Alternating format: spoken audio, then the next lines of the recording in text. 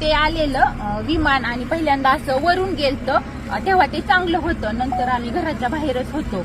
आम्ही गुरांना खायलाही टाकलं आणि घरानंतर आलो तर आम्ही बाहेर होतो आणि ते विमान गेलेलं असं खालून आलेलं आणि खालून असं ते खालून आलं आणि ते बरोबर वरती जायचं ते असं खाली त्याला अटॅक झालं. ते बरोबर म्हणजे 8:45 तेव्हा वाजलेल्या आणि त्याचा म्हणजे आम्ही पाहिलं पण एवढा मोठा त्याचा असा स्फोट झाला ना ते आमच्या घरापर्यंत आला.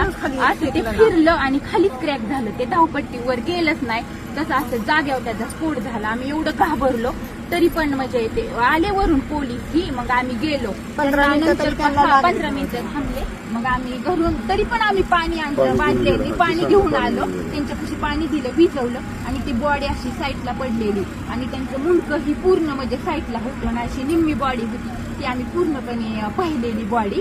आणि नंतर ते म्हणले कापड वगैरे मग आम्ही ब्लँकेट ही सगळं मुदायला दिली आणि तसं झाल्यानंतर 15-20 मिनिटांनी मग ते गाडी आली आणि ते बॉडी अशी गुंडवून नेली. वाईट झालं ते बघितल्याला आम्ही खूप घाबरलो. तुम्ही काय बघितलं? तेच बघितलं ते येऊन खाली कोसळलं आणि मुलं जायची वेळ नेमका टायमिंगच्या वेळ होता 9:15 खाली कोसळला असा भडका झाला. चाक येऊन माझ्यापर्यंत आलं तिथं घरापाशी.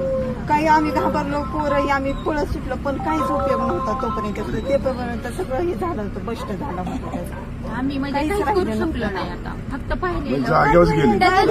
काहीच राहिलं